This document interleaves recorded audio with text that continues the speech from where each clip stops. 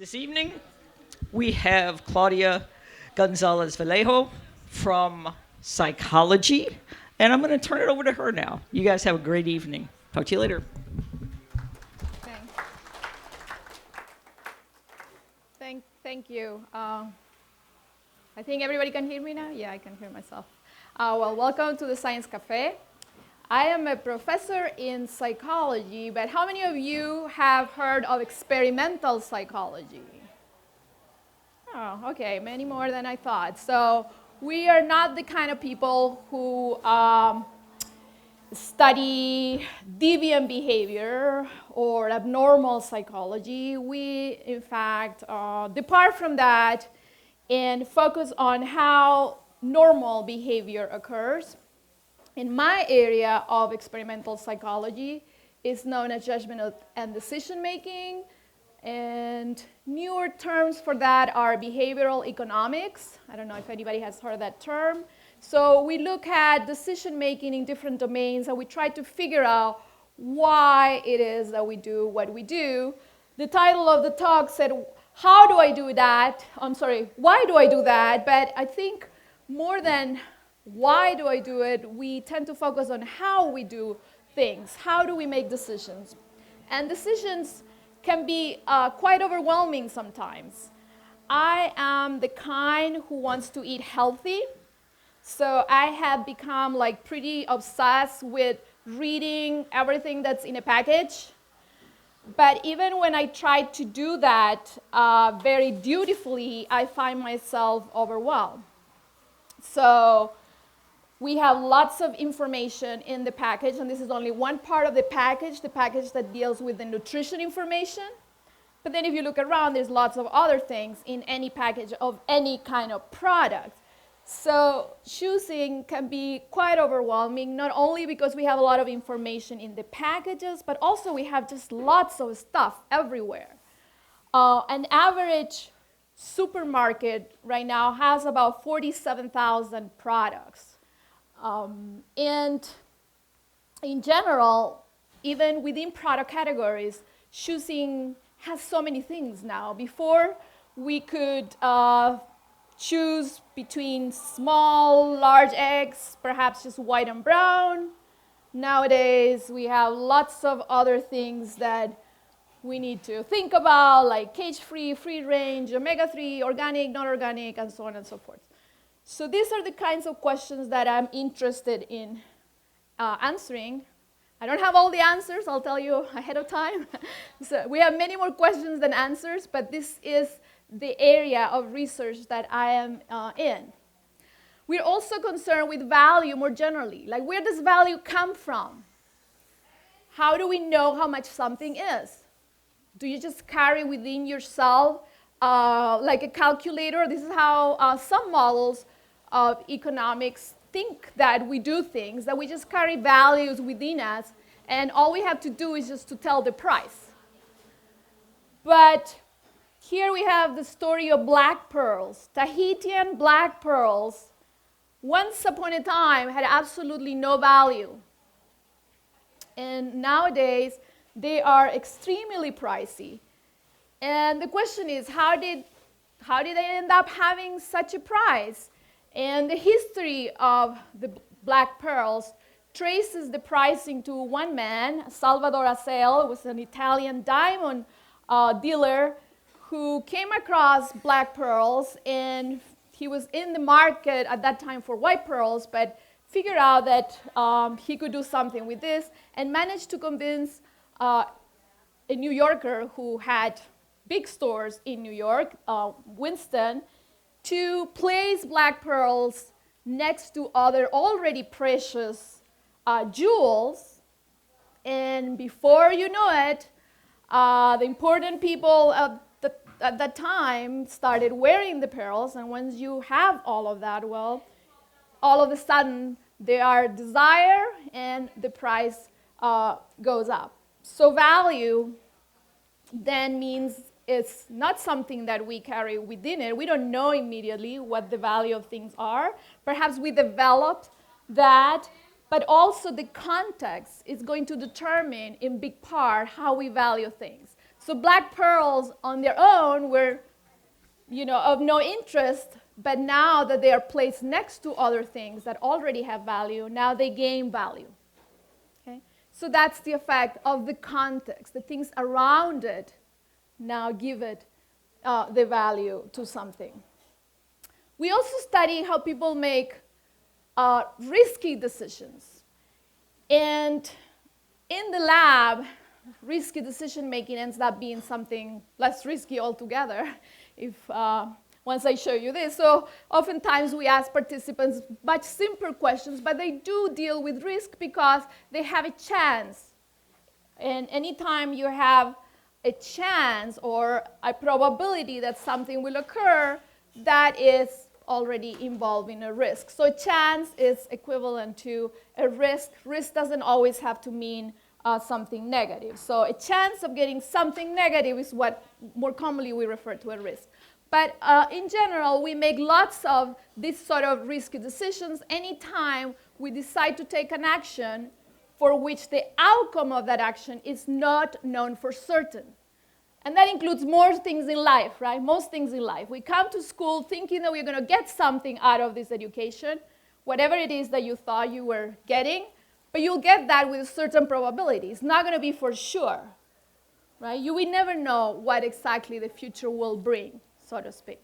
So we can ask simple questions in the lab to see, well, so how do people trade uncertainty with possible outcomes? So let's say here we have a game situation. I have two spinners, like Wheel of Fortune, so to speak, and I ask participants, okay, so what do you prefer?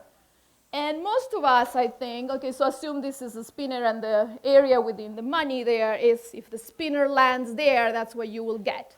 Okay, so you will get $25 here if the needle lands on that area, and $20 if it lands on that bigger area. And I put already a check mark there thinking that, well, I think most of us will probably lean towards higher certainty.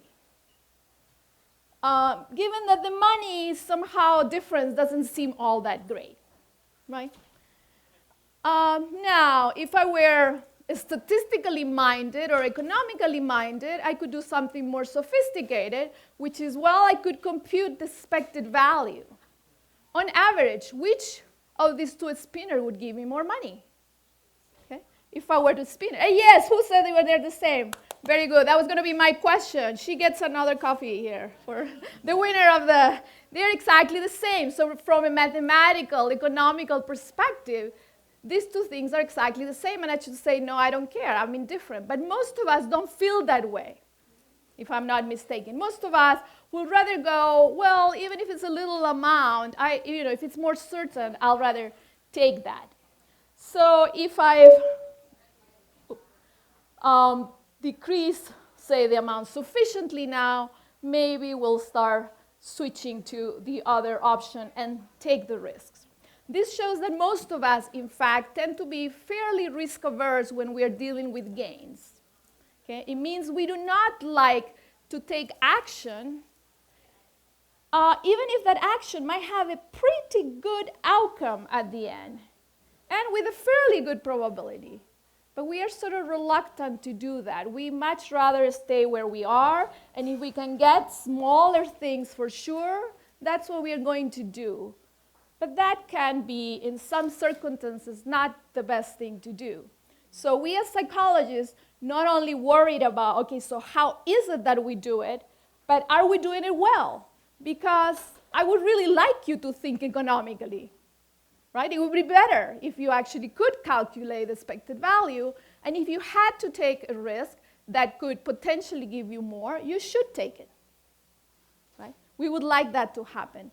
But that's not often, what we find, and we like to study, understand that, and then hopefully design also procedures for helping people to make better decisions. So that's kind of my long-term goal in all of this, studying many different types of decisions. How do we make trade-offs that deal with time and money? Those are also pretty difficult. So, and a little bit different than risk and money. Time, people think about it in many different ways. So we perceive time differently depending on what we're doing. So time seems to stretch or shrink, for one thing. And the other thing, we tend to be pretty impatient. So similar to how we like sure gains, we are also kind of impatient. We'd rather have smaller things now than bigger things later. So on average, most of us tend to be what we call myopic. The long-term good things, like saving the planet, right? Environmental issues, those are hard to take on right now because they're just too far from our sight. Okay? And we just rather have the things that we want now. We like our super nice car, which I'm guilty of. I still drive my super nice car that is not that great on gas, and so on and so forth, because that's our now, and we are just myopic. So I also study these kinds of decisions. So what is the mental accounting that we call that, that people go through when they are confronted with decisions that deal with trading something smaller now for something bigger later, and figuring out, again, how is it that we do that? I'll give you one more example, which is that decisions are also difficult to make. So I'm also interested in understanding the sources of decision difficulty, because if the decision is difficult at the extreme, sometimes people do not make any decision at all. And that can be really bad. Okay? So we do want to move. We don't want to be frozen. Now I put here something nicer. I like really nice hotels. That's my one thing. But what happens with that, with really nice hotels? What's the deal? Why is this difficult? Why can't I just pick any hotel that I want with beautiful views? Yep, the money. Typically, that's really ends up being a pretty tough decision, because what I want, it just costs too much. So it's difficult then for me to decide. I mean, I want to go, to too many places.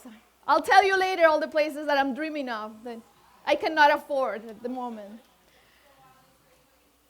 We are also interested in issues that deal with policy and really hard issues, like why is it that organ donation can be so low in some countries and different in others.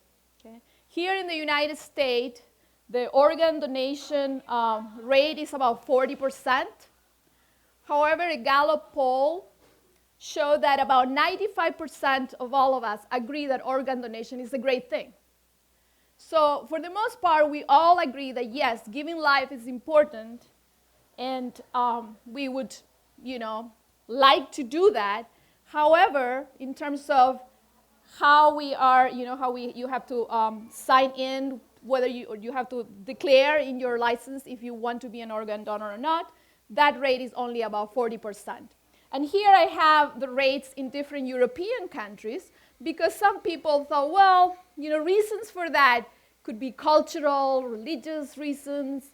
Many things could come to mind that could explain that at some level, and I'm sure that many of those reasons are part of the story, so it's not going to be as simple as I'm going to tell it to you right now.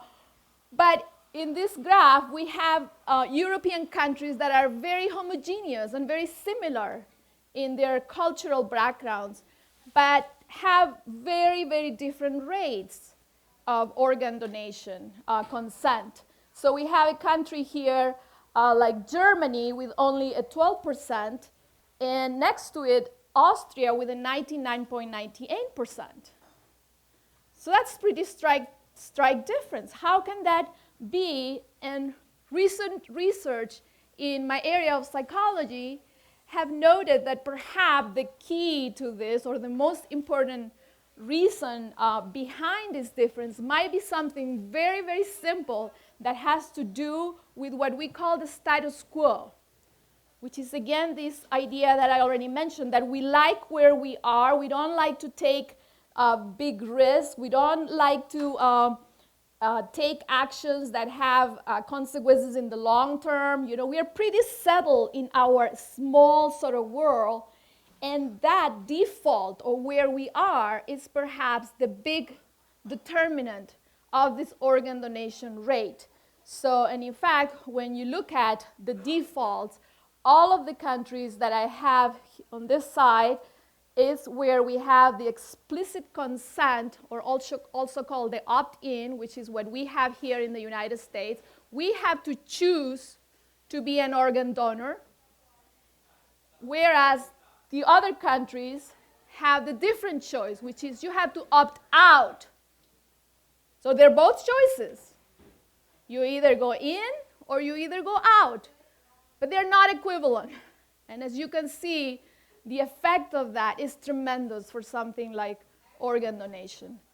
There is a young child in Kentucky that has put up a video now just back in September trying to change legislation in her state and hopefully in the country so that the United States actually moves towards that kind of choice and change that. If you're interested later on, I can show you the link for the video.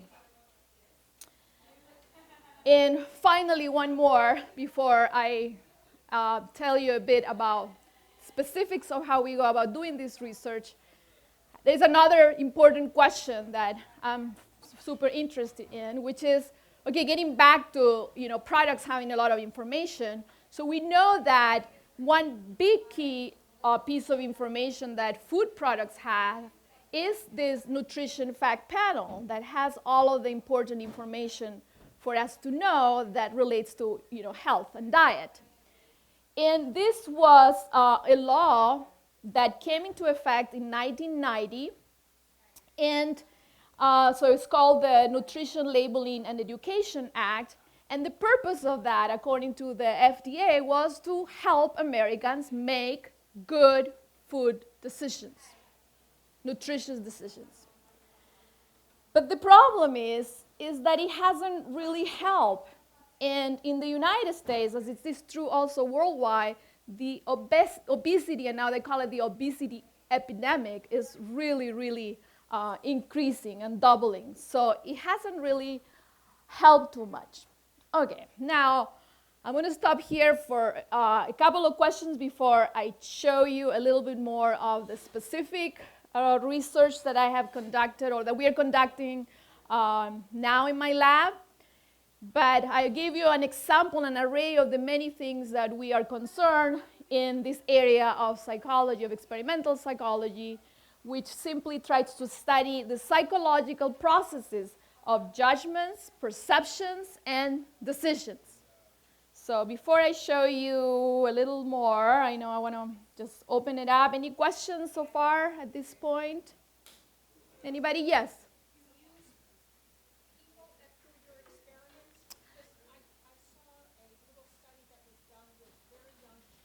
Uh-huh. Yes. Yes. Yes, yes, that's one example of this myopic decision making. Repeat the question. Okay. She was asking me whether the kind of studies that I do are done with people, and that she had seen a study with young children that were asked to either eat a marshmallow now. They were given one marshmallow, and they told them, okay, you can have this now, and you can eat it, or you can wait 15 minutes, and then you can get 2 marshmallows. And the majority of the kids were unable to wait. And that study, there are versions of it with videos, so you can see the kids desperately with their marshmallow in front, and like they can't, wait, and they eat it, and others, were able to wait. So my answer to that is yes, that's the kind of decision-making questions that we ask in my lab. I do work with people, but I do not work with children. But when I talked about the money-time trade-off, that's exactly the kinds of questions that we are asking. Are people able to wait for bigger rewards? Or even if we ask hypothetically, so if you had to choose, if I give you $5 now, versus, how much more would I have to give you so that you would be happy in, 2 months. Okay? So yes, when they asked me to come and speak here in the Science Cafe, they said, oh, it's not like a research talk, so like bring your stuff. And I thought, well, I don't have any stuff like to show you. Like, I don't work with plants. But I'm like, okay, you are my stuff. I work with people, so we get people to come into the lab, and then we ask questions that deal more broadly with these sorts of topics. Now, you could imagine how tricky it is, right, to bring reality into a lab and get people to behave, right, as they would normally do, and that's a big challenge. But I do want to show you a little bit of some of the questions that we do, and the kind of theorizing, too, that goes on with that. That's a very good question. Any other question? Yes? Are there any types of decision-making that you would not include in your research? Can you give an example? Yes. There are many questions that I don't deal. For once, I do not look at age differences, so I do not work with children in decision making. I do not do any of the neuroeconomics, it's called, which has to do with how the brain, for example, responds when you are making certain decisions. There is an area of decision making that focuses on that, on the neural basis. So I don't do that. How about Trump versus Clinton? Yes, political decision making. And that's not also part of my labs. That wouldn't. I mean, many of those questions are a fair game. Okay, if I wanted to spend some of that effort to do that, it's just there's only so many hours in the day, and so I have focused on a few of the many. So political decision making, you will have a talk, right? You said.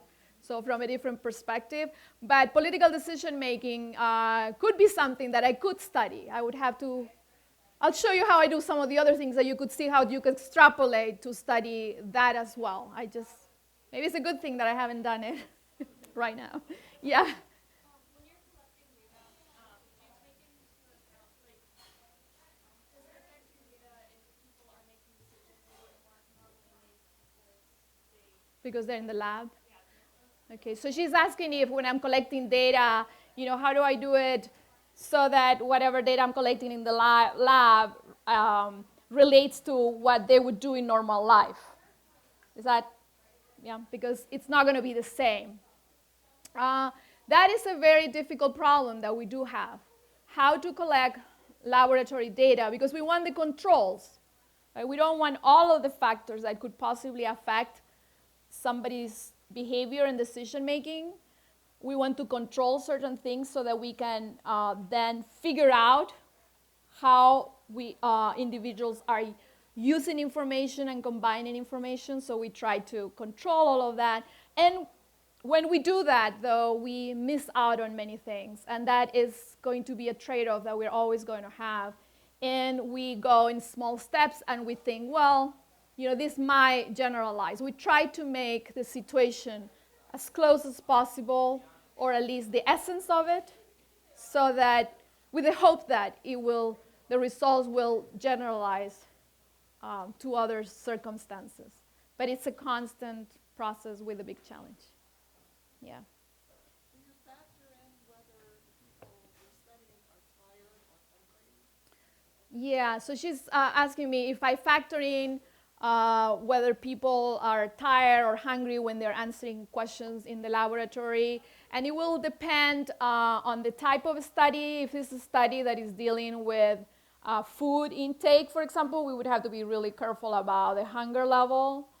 For the most part, the kinds of questions that we ask, those issues would play a smaller role. So we leave that to statistics. So on average, some people will be hungry, some others will not be, and the error in measurement that will bring will kind of average out if I ask the questions to enough people, or if I ask enough questions to one person too, and then look at that person in different conditions.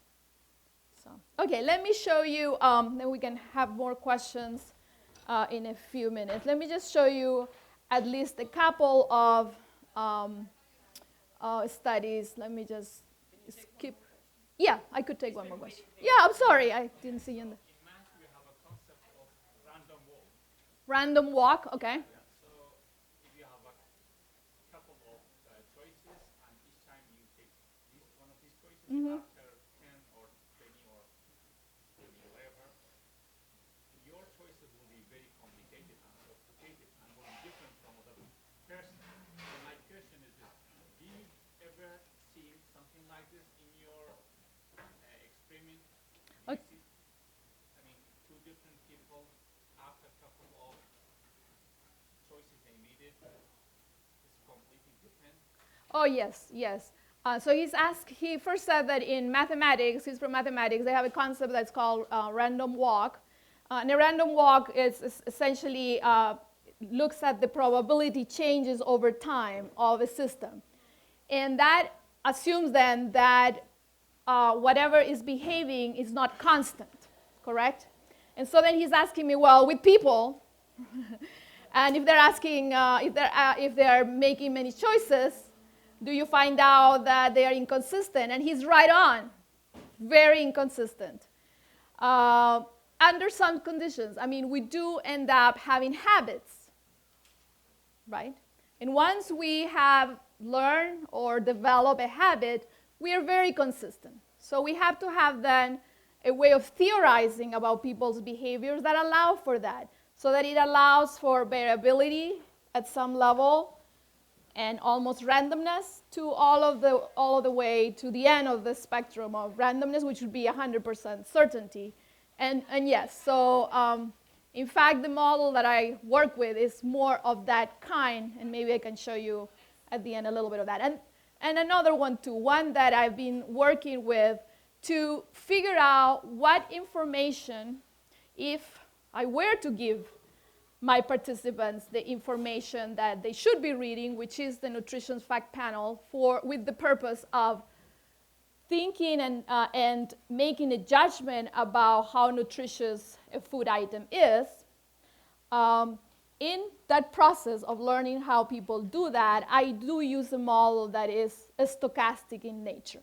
Okay, so the question is the following: if you were to be presented with these two cereals here, we have a shredded wheat on the one hand and a catchy 7 whole grain honey pots on the other, and I give you their nutrition fact panel and assume that you are trying to select the nutritious cereal, which one would you choose? Well, you could stare at this for some time and you can start using some of your knowledge, right, to look at the sugar content, the fat content, calories, and so on and so forth. It's a lot of information, but that's what I want to know. I want to know what information do you use. Now, let me tell you which one it is in this case. Anybody has if you had to guess which one is more nutritious, how many people go for the shredded wheat? Okay, not that many, about 10, yeah, 2015. So I assume that most of you then think the cashew is the better option. How many think the cashew is the better option? Well, we're kind of split, it seems. Not that many. Okay, so it looks like we're almost half and half. But let me tell you about this scoring that I have here. So in order for me to tell, well, if your judgment is accurate or not, I have to figure out a way of knowing what accuracy is. So when we study perceptions of many different kinds of things, and this is one perceptual or evaluation judgment in this case, if I want to say that you're accurate in your judgment, I need to know, against what? And here I have a score that comes from a nutrition algorithm that was developed in Yale, and this nutrition algorithm, and it's being used right now in the Northeast. They score items. So if you go to a supermarket in New York, you might be able to see that, and it tells you, oh, this is how nutritious this food is according to this algorithm. Now, the algorithm is complicated and all of that, but so for the purpose of accuracy here, Cashew gets a 32, and shredded wheat, those of you who thought shredded wheat, you were right on. That gets a pretty high score. The scores of Nuval go from 1 to 100. So shredded wheat is pretty good as the cereal goes. Okay, now here to a stochastic model. And what do I mean by that? So we assume that people are not always consistent, that we vary on what we do. So if you ask me how nutritious you think this cereal is, how nutritious this cereal is, and you're going to give me a judgment, but even if I ask you the same question later on, it's likely that you might change too. There's just always some variability in what we do. We are not always perfectly consistent, except in the extremes, like I said. When we get into habits, we can be, but in many domains, we are not. So when we are thinking about modeling this as a scientist, and what I mean by modeling is having a theory of how it is that it works and then using it to make predictions of what you are going to say or do, then we have in decision making this model that includes that fuzziness. And all of these links here are of the stochastic kind, as he was mentioning, meaning that there is a relationship between the things that I'm connecting here with these links, but the relationships are not perfect. And what I'm connecting here, so this is called the Brunswick lens model of judgment. And it's an old model, and it says here that people, on this side, I have a person making judgments. It's going to look at whatever it is I'm asking, or the environment more broadly, and it's going to pick a piece of information from that environment to then make a judgment. So it's going to use that information to make a judgment. Okay. So let's give another example here, a different example. A meteorologist trying to predict the weather. Every day you get the weather forecast, right? So the meteorologist has lots of information from the environment. It has temperature, pressure, cloud coverage, and so on and so forth. So those are all the pieces in the environment, and makes a judgment about how likely it is it's going to rain, for example. Okay? So we have all of this. Now, all of these pieces of information that the person uses will relate to his or her judgment, but not perfectly so. Okay? But statistically so. Okay, now, on the other side here, I have the actual weather. So we can see whether it rained or not. And we can study, too, the environment. So we can look at, well, how does temperature, cloud coverage, and so on actually relates to whether it rains or not. So I can make another statistical model on this side. The relationships are not always perfect. So then, as a psychologist, I can explore all of these relationships to see, well, how well does this person behave in this environment, and how accurate this person is, by then connecting or looking at the relationship between what the person says and what it actually happens. Now, this could be done with meteorologists who predict weather. So I could look at what the meteorologist says and whether the rain happened or not. I could also look at what a person says that he or she is going to do in anything, and then figure out if they do it or not. Same thing. So we can study lots of different situations by having these pieces put together. Okay? So now let's get it back. Before I run out of time, I think this is the only one that I might be able to show you, on how we can then assess how people make nutritious judgments. So I can give individuals, and this is what we did in our study. So we give people the packages, the cereals, and we focus on the nutrition panel that has lots of information, and we ask people to make judgments over lots of products. So how nutritious do you think this one is? Look at the packaging. How nutritious the next one, the next one, the next one. So a person could have a very simple rule, like, well, I always look at calories. And that would give me like a non-stochastic set of judgments, right? Because this person will always look at calories, and every time the calorie goes up, this person will say the cereal is not so good. It will go down, for example. Okay, that could happen. Most likely, we will look at a few things. But maybe sometimes we look at calories, and then in the next cereal, maybe I look at protein. And maybe in the next cereal, all of a sudden I switch and I start looking at the vitamins, and so on and so forth, right? We'll probably have some sort of rule by which we end up judging things. And that's what I want to guess or know as a psychologist. And here the million-dollar question is, why don't I just ask you what you use instead of making you just do judgments across a whole array of cereals? Anybody know why don't I? Do I want to know what information you're using to make a judgment about nutrition? And what I do is I give you a whole bunch of cereals or products, and I give you the nutrition information, and then I ask you, how nutritious do you think it is? And from that, I'm trying to extract what information you're using. But I could also just ask you, right?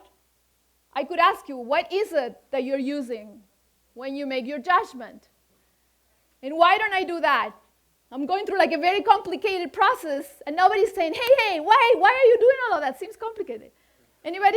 Oftentimes you probably think they're using such and such, but you can see they're really not. Okay, so he's saying, yes, people may think that they're using something and they're not really. Oftentimes we probably make decisions on things that are unconscious. The Tashi advertise themselves as being healthy, and so maybe that factors into my decision making, and I'm not conscious of that, so I couldn't answer honestly. Exactly, that's another thing. So there are sometimes these things that we're using, but we are not totally aware. Or he used the word conscious. I try to stay away from the word conscious because it has a lot of different meaning, but you're in the point that we are just not always aware of what we are using, and there's other information that could detract us, and all of a sudden we give a higher value because we saw that the cashew, or we know that the cashew is advertised as organic and natural and so forth, right? So yeah, so those are the reasons. The fact is that self-reports tend to be quite a poor measure of a lot of things that we do. And if you think about it, if somebody tells you, how is it that you ride a bike? You're like, okay, verbalize all of that. It's hard. It's hard to verbalize many things that we do. So we as psychologists know that for some things, yes, we do ask the questions. I mean, we don't just ignore that. So that's part of the information, but it's not all. Because we know that oftentimes that's not going to give us exactly what they're using. Yeah. Did your research ultimately hope to get the policy issues for nutrition? Would you ultimately, based on your research, want to recommend certain policies that help nutrition? Yes, that's a very good question. So he asked whether my research at the end would have the hope of recommending policy for nutrition labeling. And in fact, that is what we tried to do. One of our studies was based on comparing people's accuracy regarding the nutrition content of the foods using the current label, the current nutrition fact panel, against a new panel that the FDA is proposing. And we found that there's very little research that has looked at the accuracy. There's a lot of research based on self-reports about using or frequency of use of the label. So if you ask people, how often do you look at the label? People will say, oh yeah, I look at it. Okay? But there wasn't much research that actually showed that people who looked at the label are actually accurate. Okay? So and then the FDA is trying to change the label at the same time, arguing, no, the new label is going to be better. Well, how do we know it's going to be better? We don't even know how the old one really is. So we have a study that we published that show that, in fact, the new label and the old label are about the same. The new label is not helping in the accuracy all that much. And for the most part, and let me just, if I can move ahead here real quick and show you results of this study with consumers. And before that, I had a similar study done with doctors' diagnosis, because we can have the same model applying to diagnosis. And in that domain, doctors are pretty consistent in their judgments, but in contrast, people judging cereals and snacks for how nutritious they are, they were not that consistent at all. And we have a measure here of consistency, which is called an R squared. The highest is 1 for 100%. So the range of consistency of what information people are using from the packages is only around 0.53. And in terms of accuracy, the relationship between the actual nutrition content and what people think the nutrition content is, it's also fairly low, 0.3. So in our studies, we find that the current label, it's not all that helpful, as it both from a measure of accuracy, how much of that information that people use relates to actual nutrition in the product, but also it's too much information. So people are not very consistent across their judgments when they have to judge many, many products. So sometimes they attend to one thing, another time they attend to something else. And overall, whatever rule they're using is not a very consistent rule. It changes quite a bit, a lot of variability. So yes, so that would have implications for policy. And in this study, we also found that if we ask people, well, if money was not a problem, most cereals cost about the same, So when we just assume that money was not an issue, if you had to buy a cereal to consume, which one would you consume? And what was interesting here is that the choice for what they would consume had nothing to do with nutrition. Zero at the end, zero relationship. The choice was somewhat related to their judgments of nutrition, but those were not very accurate, but also related to what they liked. So kind of just their habit. So if the label is going to do anything, clearly it's not doing much for the final choice. And that might explain why all of these years with them, obesity, for one thing, is not changing at all. I think the time is probably around, and we go until, okay, so that's open for more questions then, I think. I have, let me see, I have a couple of other studies. I can show you this also on difficulty, since we have a little bit more time, and then I'll also take questions. I mentioned that I was also interested in figuring out why are some decisions more difficult than other. When you ask people, so here getting back to the verbal responses, people are able to tell you, yeah, that decision is difficult. But the question is, why is it difficult? And if we know a little bit more of the why, we might be able to also design environments or design ways of making the decision-making process a little bit easier. And we have been studying here what we think is a distinction in the area of difficulty, or what we call unpacking difficulty, at least into two aspects. So difficulty is sort of like too general of a term. It encompasses too many things, and people are unable to verbalize beyond just that word, difficulty. So we think that difficulty comes from at least two things. One is making the trade-offs, having to compare apples and oranges, so to speak, and feeling torn by one aspect that you want, and one object probably has it, like I'm showing here. I like a super nice apartment, but it's probably going to be costly relative to a less nice apartment, which is going to cost less money. So we have to make a trade-off between the niceness and the money. And that trade-off can be difficult.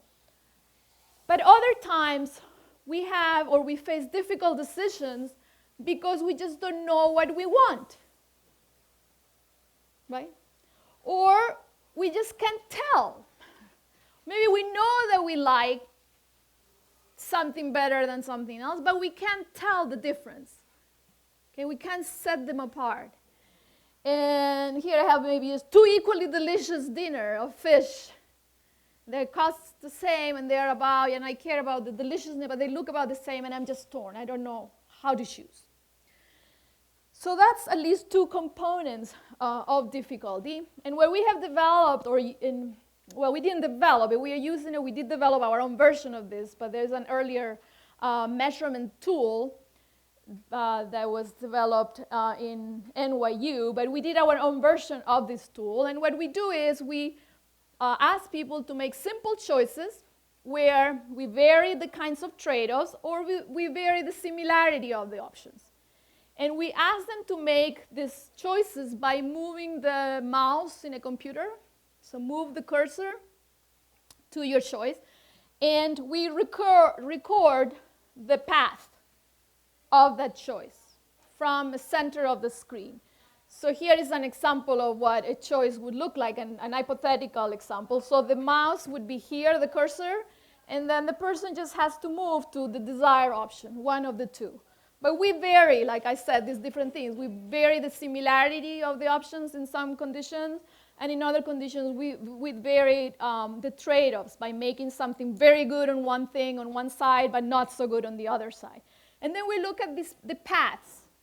And what we have found in several studies now in my lab is that different things happen in terms of those pre-decisional processes.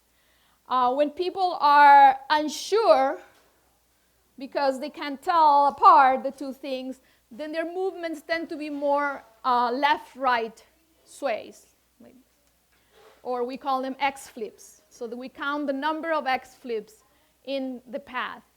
On the other hand, when the trade-offs seem to be bigger, and therefore another source of difficulty, what we find is that the paths are more deviant from a straight path to the option. So if you're really sure that you want something, and it's just like very easy to make the decision, you just go straight to that option. On the other hand, if the trade-off is big, then we see things like that. So like paths that are very deviant from the direct path. And we measure that. We can measure the area. We have other measures of that. So that's another type of study that we do that deals with the difficulty of the choices. And then finally, let me just show you one more thing that's a little bit more theoretical that deals with how to combine essentially apples and oranges when we're trying to make a decision, even a very simple decision like this one. If you're trying to buy computers and say you have narrowed it down at the end to two, and again, we have the same sort of problem. One gives us more storage, but the other one has a bigger price. How do we combine the information? So an economic model will say, well, you combine it this way. Somehow you come up with an overall value for A, and you come up with an overall value for B, and then you pick the one that has the overall value. But how do I do that? How do I combine the price with the storage? How do I do that? So I have a model then that works thinking that the way that our brain, or it's at some level that we are not aware of, we are just comparing the same dimensions. So we look at the price, and if the one that's better moves us towards that, but then we switch and we look at the other dimension, the storage, and the other option moves us towards that. So we look at this, we work with attribute value differences rather. And this process is also assumed to have noise in the system, so it's not always that I go one way or the other, but on average, I can measure which way you're going to go. And so, and this kind of describes that in a distribution form. So I can then predict the probability that you will go one way versus the other way. All right, I think I'm gonna, yeah. Yes, stop here for questions, though. Many decisions are emotionally based. Mm-hmm. And your nutrition example shows exactly what happens. It may be the color of the package that they're choosing. It's nothing to do with the nutrition. And it also speaks to your lack of consistency between people's choices. Mm-hmm. Now, how on earth do you capture Okay, so the question was that many decisions are emotionally based. And yes, they're not rational, they're very emotionally based. And how do I then capture that in these studies? In these studies, we are not. We are assuming that the emotional part is going to be noise in the system. I'm only answering the question from the cognitive perspective, which doesn't have to be rational. The way that we use the information, it's not always going to align with what a rational system, like a statistical system, would say. So many of the examples that I gave are still cognitive in nature, but not necessarily rational. But in all of them, we have left the emotional part out of the system. And that's another line of research. So we could measure, and we have actually, I have done studies where we measure by skin conductance, for example, the excitability of an option. And that is added to the model. So you will have an emotional component in addition to the information that they're looking at. So it's doable. It's hard to do because there's a lot of error in measurement with that. So it's a bigger question on how to deal with the emotional part of that. It's an important, very important question. But for most of what like everything that I show you today, we assume it's part of the noise. Yeah. Mm-hmm. People have like different people have harder time making decisions than others. Like my friends are always telling me, you have such a terrible time deciding what to eat when we go out to eat. So I'm just kind of curious as to like maybe more of an overall standard and not just like this specific cereal or this specific dish, but maybe an overall what makes people make it harder for them to make decisions for themselves. Okay. Like done studies in that sense. Yeah, so the question relates to what we call individual differences. So some people have harder time making decisions more so than others. Other people seem to like, just do it. And it varies, right? That's what you're trying to get at. And that's very true. And in this research, I did not talk about that. But in fact, we can see that from the data, like some people will be, more decisive than others. So would have higher probability of choosing something that's important to them most of the time, and they might do it more quickly. And so we have ways to get to that individual differences, but we haven't, or at least I haven't, made it into like a construct on itself, like to say, well, I'm going to go and measure how people vary in their indecisiveness. So I develop a scale of indecisiveness, for example, and then I could classify people as these are high in indecisiveness, these people are low in indecisiveness. I haven't done that. So that's another way of addressing that, but that's an interesting question. But we do worry about individual variability. Yes, over here, and then. In your testing, how do you account for decision fatigue in the case of not letting it bias the results? Yeah, decision fatigue is a big problem, especially when we are trying to assess many responses or obtain many responses from a person because we want to get a big enough sample. And then we have to worry about fatigue. So the way we tend to overcome that, if the study ends up being too long, then we end up breaking it into different sessions. And then if we have conditions, then we try to randomize, like who gets what when, in order to account for that statistically if there were any ordered effects. So that's one way that we deal with the fatigue. We oftentimes try out and study before we actually do it to many individuals. We've tried to figure out beforehand in a pilot study, we call it, how well it's working, if people are getting overly tired, and then we're just seeing data at the end that appears random, or people could just quit too. In any study, you can always leave at any point.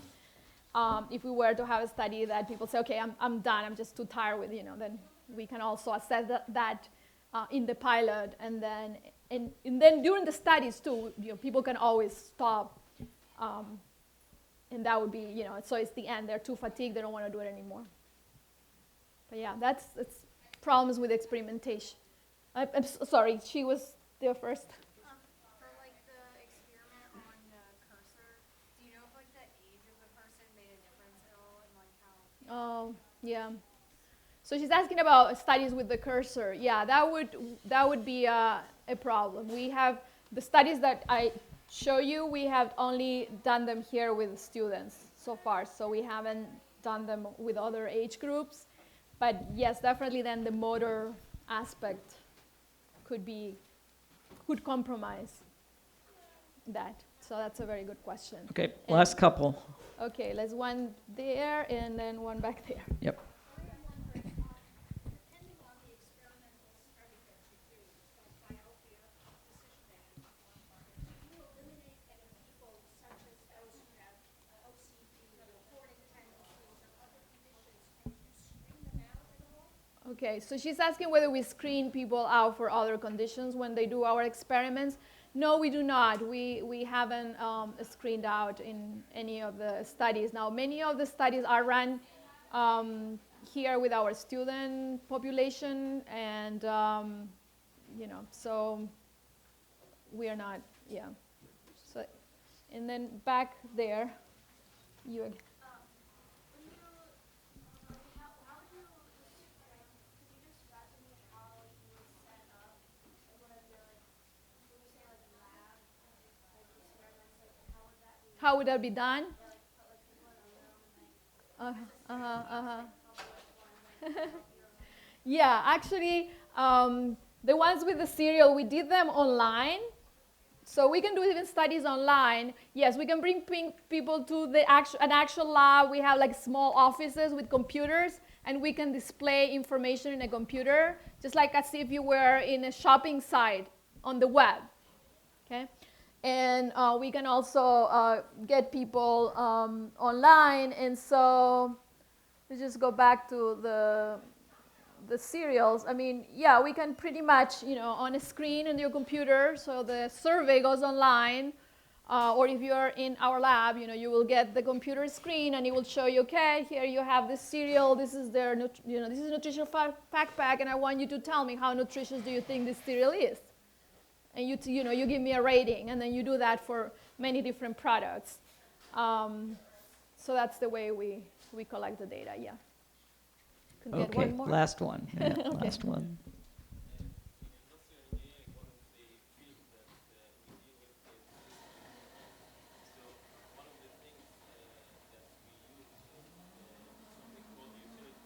Utility theory?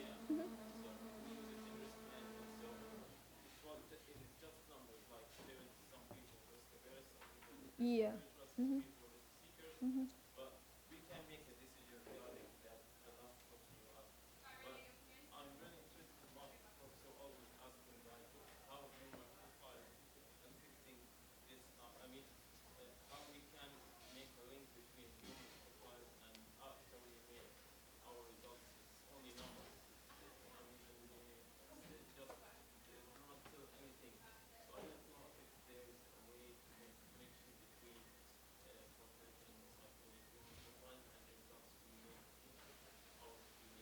So your field, you said, is industrial engineering, and you said in your field you use the concept of utility to describe then people as either risk averse.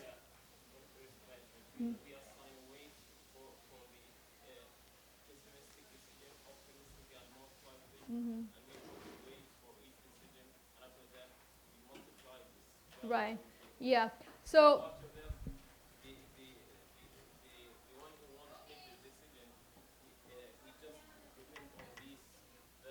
Right.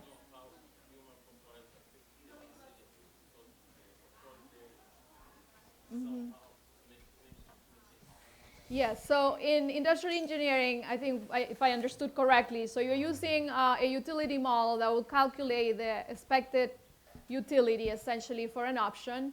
And then, once you have that computed, you know what should be chosen. You select, you maximize that utility. And then the question is how to merge that with the psychological aspects of decision making. And what I have shown you is that the psychological aspects of decision making depart quite a bit from the utility calculation. For one thing,